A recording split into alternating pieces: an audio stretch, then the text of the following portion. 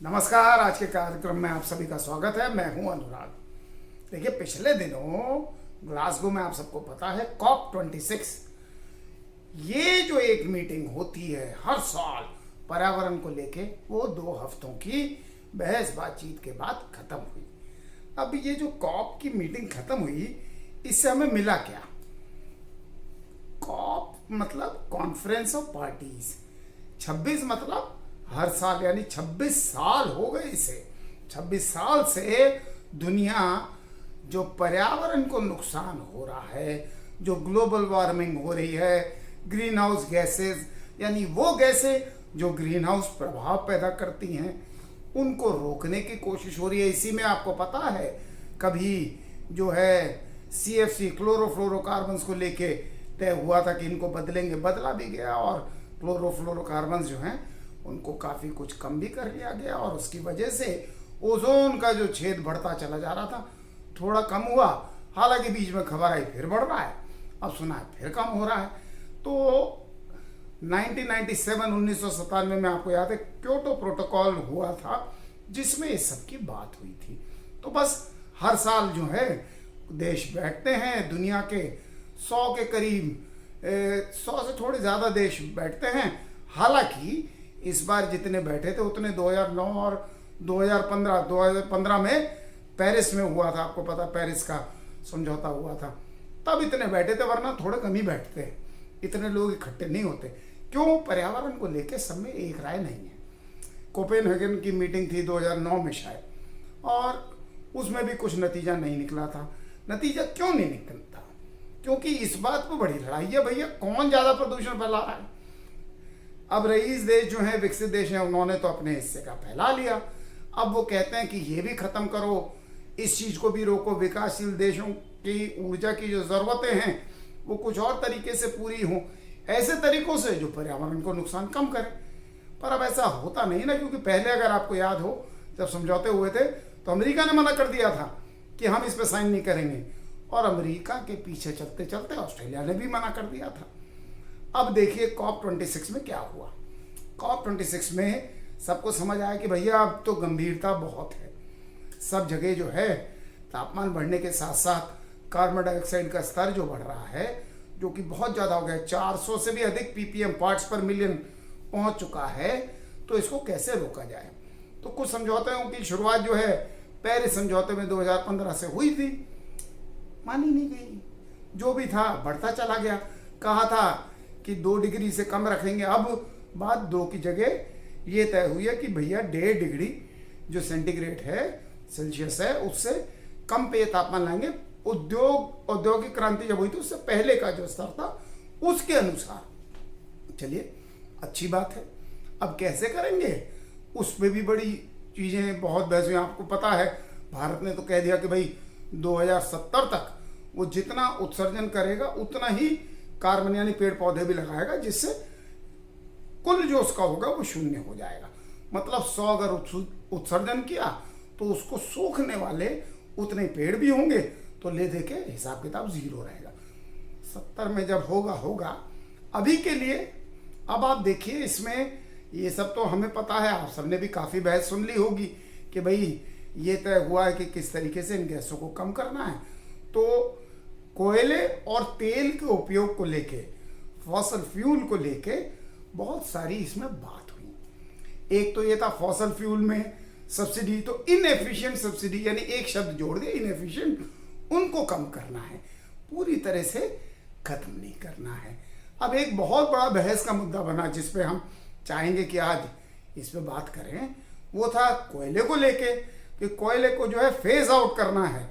फिर बाद में पता लगा कि भारत, चाइना ने इसका विरोध करके फेज आउट को फेज डाउन कर दिया, क्योंकि भारत में आपको पता ही है कोयला जो है 70% तक जो बिजली है उसमें कोयले का उपयोग होता है। दुनिया के बहुत देशों में होता है। यूरोप में जो इस समय संकट है बिजली का, चीन में, उस समय कोयला ही जरूरी है। लेकिन एक बात इसमें समझने की है, जो हमारे जो मंत्री हैं, सरकार है, उसने भी कहा कि ये हमने और चीन ने मिलकर कम नहीं किया है। ये जो फेज डाउन वाली बात है, ये जो दुनिया में फैलाई जा रही है कि भारत चीन दोस्त हो गए और उन्होंने मिलके इसको जो है कम करवा लिया कि जी फेज आउट नहीं करना है, हटाना नहीं है, फेज डाउन करना है। और ये इसलिए क्योंकि अमेरिका वगैरह को तो गैस मिल गई है, उन्होंने कोयले से बदल के नेचुरल गैस में आ गए हैं, उससे वो चलाते हैं, तो वो कोयले की सिफारिश कर रहे थे। लेकिन असलियत ये है जो सरकार ने भी क्लैरिफाई किया है कि अमेरिका और चीन ने फेज आउट को फेज डाउन करवाया था कोयले के मामले में। लेकिन ये जो नया ड्राफ्ट था ये पढ़ा किसने? भारत ने पढ़ा, तो इसलिए भारत के मत्थे ये बात मर दी गई। खैर ये तो एक अलग मुद्दा है, इसको तो आप समझ गए, इससे कोई फर्क नहीं पड़ता, क्योंकि हम जानते हैं कोयला अभी भारतीय ऊर्जा के लिए जरूरी भी है। अब एक चीज आती है कि दुनिया में अगर हम देखें सबसे ज्यादा प्रदूषित करने वाले देशों में भारत को 30 नंबर पे बताते हैं, जो सबसे ज्यादा ग्रीन हाउस गैसों का उत्सर्जन करते हैं। अमेरिका है, चीन है, भारत है। लेकिन अगर प्रति व्यक्ति के हिसाब से देखें तो ऑस्ट्रेलिया बहुत ऊपर है, और भारत तो पहले 15-20 में भी नहीं आता। यानी प्रति व्यक्ति के हिसाब से भारत का उत्सर्जन बहुत कम है। उसमें ऑस्ट्रेलिया, इवन साउथ कोरिया जैसे देश भी बहुत आगे हैं। तो इसको समझना पड़ेगा। एक बड़ी अच्छी बात इसमें हुई, अच्छी तो वक्त बताएगा, कि जो कार्बन क्रेडिट है, कार्बन के बाजार की बात हुई थी, पहले भी हुई थी समझौतों में, कुछ हुआ तो उसमें था नहीं। लेकिन अब ये है कि इस कार्बन क्रेडिट को फिर से शुरू किया जाएगा। इसका मतलब थोड़ा सा समझ लेते हैं। क्या है कि मान लीजिए एक देश जो है वो तो जितना अपना जंगल वंगल हैं जो कार्बन को सोखते हैं, जंगल और जो ओशन महासागर हैं, इनको कार्बन सिक्विस्टर के एरिया है, मतलब ये कार्बन को अपने में सोख लेते हैं। पेड़ है, जब तक है तो कहते हैं एक पेड़ अपने जीवन काल में 1 टन तक कार्बन अपने अंदर सोख लेता है।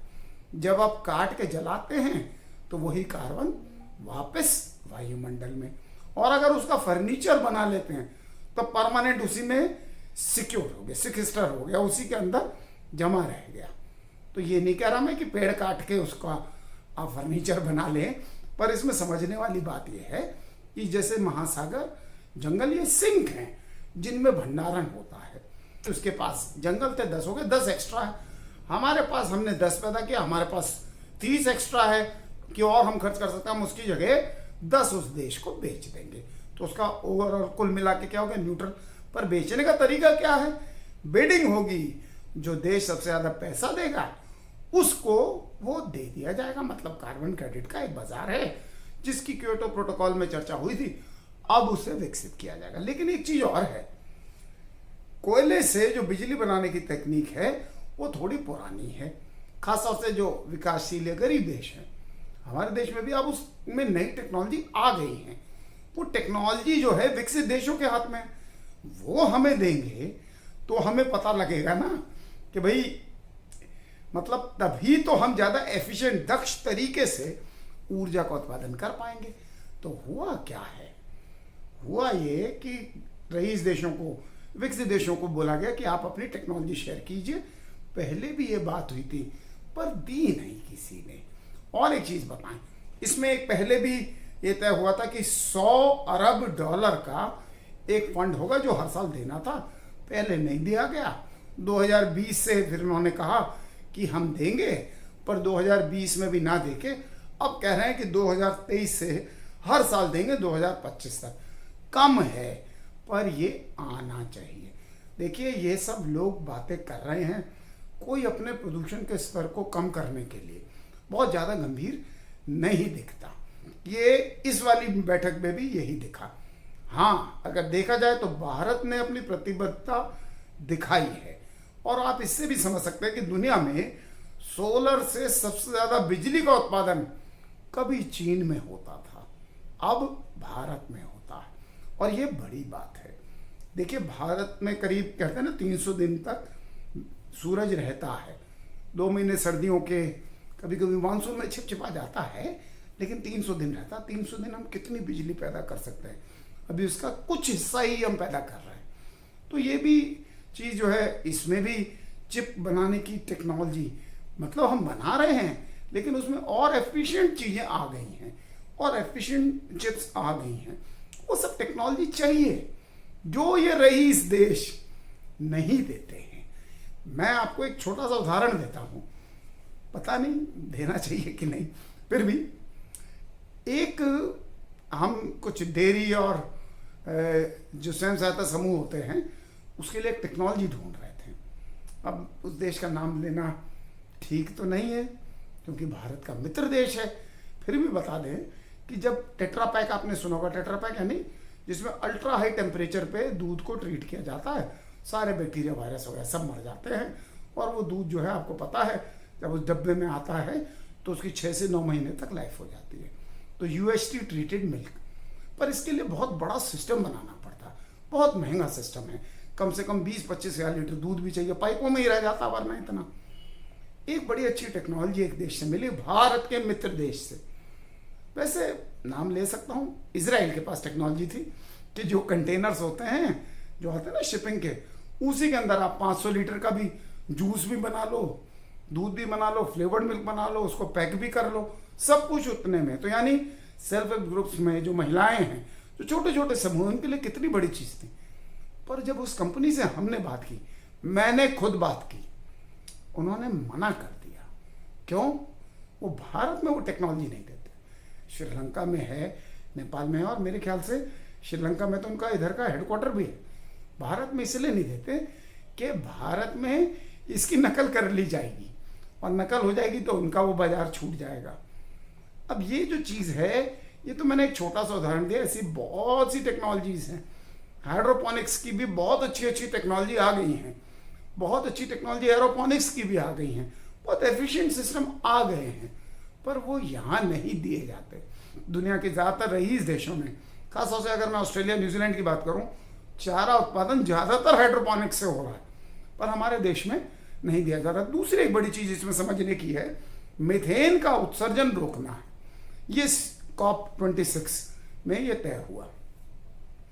मीथेन जो है वो ज़्यादातर कहाँ से, जैसे कुछ मैंने बताया था एक बारी पहले भी कि जब ज़मीन से निकालते हैं उसे जियोजेनिक बोलते हैं, एक बायोजेनिक होती है कि जितना चारा पशु ने खाया उसमें जितनी थी उतनी निकल गई, और लेकिन उसका इसलिए क्योंकि वो CO2 की तुलना में 21 गुना ज़्यादा ग्लोबल वार्मिंग पैदा करती है, बहुत खतरनाक गैस है। पर मीथेन जो है वो बायोगैस से जलाने के काम होती है। तो एक चीज़ इसमें सबसे बड़ी बात है, उसका उत्सर्जन कम करने की कोशिश, यानी उसका ज़्यादा से ज़्यादा बायोगैस का उपयोग किया जाए। एक साथ में ये भी आप समझ लें कि मीथेन बड़ी जल्दी विघटित होके CO2 वाटर इसमें कन्वर्ट हो जाती है, तो है खतरनाक, पर बड़ी जल्दी बिखर भी जाती है। खैर, अब पर्यावरण का देखिए, कहने को तो सब कहते हैं बड़ा अच्छा लगता है कि ये जो धरती है, हमने अपनी आने वाली संतानें, अपने जो बच्चे हैं, उनसे हमें उधार में मिली हुई है, हमें ज़रा तमीज़ से उन्हें लौटानी है। पर ये तमीज़ ही नहीं आती हमें, ये आदमी की खासियत है, आज तक में ही सीमित है, चाहे राजनीति हो या कुछ हो। आज, अभी, और सब कुछ मेरा, मेरे कृषि कानून, मेरे हिसाब से, मेरी खेती। खैर, ये राजनीति की बात हो गई, इसमें हम चर्चा नहीं कर रहे, लेकिन इस लालच से ऊपर उठ के सोचने वाले लोग शायद दुनिया में अब इतने नहीं हैं। पहले थे तो पता नहीं, क्योंकि बिखराव तो तभी से हो रहा, लेकिन ये पर्यावरण को बचाना बहुत ज़रूरी है, अपनी सांसों के लिए भी और आने वाली पीढ़ियों के लिए भी। COP26 क्या करेगी या COP27 में क्या होगा, ये तो जो होगा होगा। हमें अपने कार्बन फुटप्रिंट को कम करना है, हमें अपनी जिम्मेदारी समझनी है। ये देश जब हैं तभी सफल होंगे अगर नागरिक तय कर लें। तो समझ लीजिए, कब मंगल पे जाएंगे, कब चांद पे जाके रहेंगे, या किसी और ग्रह पे हमारी कॉलोनियाँ बसेंगी, ये जब होगा तब होगा। अभी धरती खरबों साल तक सूरज में नहीं समा रही, खत्म नहीं हो रही है, इसको सुरक्षित रखिए, ये जिम्मेदारी है। COP26 में जो हुआ हुआ, हम अगर अपनी जिम्मेदारी समझ लें और पेड़ पौधों के साथ थोड़ा जो वाहन का अपना कार्बन फुटप्रिंट जो है उसको कम कर लें, तो आने वाली पीढ़ी को एक अच्छी धरती दे देंगे। तो उम्मीद है, लगा आपसे बात करने का मन किया, तो उम्मीद है ये कार्यक्रम आपको पसंद आया होगा। तो चलिए आगे बढ़ते हैं। आपसे एक सवाल पूछा था, उसका जवाब भी आपको देते हैं, और नया सवाल भी पूछते हैं। जी, तो हमने पिछले कार्यक्रम में चर्चा की थी बिटकॉइंस, क्रिप्टो करेंसी और ब्लॉकचेन के बारे में। आपको समझे होंगे। वैसे मैं बता दूं, अभी मोदी साहब ने भी कहा है, प्रधानमंत्री जी ने कहा है कि भैया इससे दूर रहो, और ये मुझे बड़ी सच्चाई लगती है। कुछ इससे खरीदा तो जा नहीं रहा। जैसे मैंने अगर पिछले कार्यक्रम में आप देखेंगे ईमू फार्मिंग का उदाहरण दिया था कि आपस में किसान खरीद रहे थे, बेचने की कोई जगह नहीं थी, तो 4 लाख रुपए जोड़ा तक पहुंच गया था ईमू का। खैर, तो क्रिप्टो करेंसी से थोड़ा संभल के और बच के रहिए।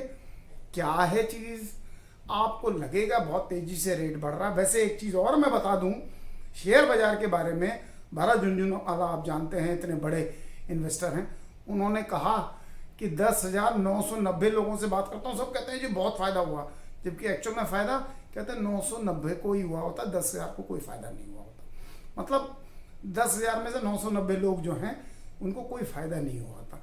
तो इससे ये समझ लीजिए कि बहुत कम लोग हैं जो वॉरेन बफे और ये बनते हैं। ये एक स्पेकुलेटिव मार्केट है, और उसमें क्रिप्टो करेंसी, जिसको भारत में कानूनी तौर से मंजूरी नहीं मिली है, उसको भी समझिए। उससे आप कुछ खरीद नहीं सकते हैं। आप ट्रेडिंग कर रहे हैं, पैसा लगा रहे हैं, और कभी इधर उधर हो जाए तो कहीं कोई रोने की जगह भी नहीं है। तो ये क्या चीज़ है? कई लोग कह रहे हैं बहुत बड़ा फ्रॉड है, अब तक का सबसे बड़ा। दुनिया लगी है, कर रहे हैं, ओपन सोर्स में है, तो 4,000 से ऊपर जो है वो सिक्के बन भी गए, मतलब क्रिप्टो करेंसी बन गई। लेकिन इसमें बहुत सारे मुद्दे हैं, तो समझ कर रहिए। खैर, हमारा सवाल ये था कि पाउंड जो होता है, ब्रिटिश पाउंड, ये पाउंड के पीछे ये नाम क्या है, ये मतलब ये नाम क्यों रखा है, इसके पीछे का कारण क्या है?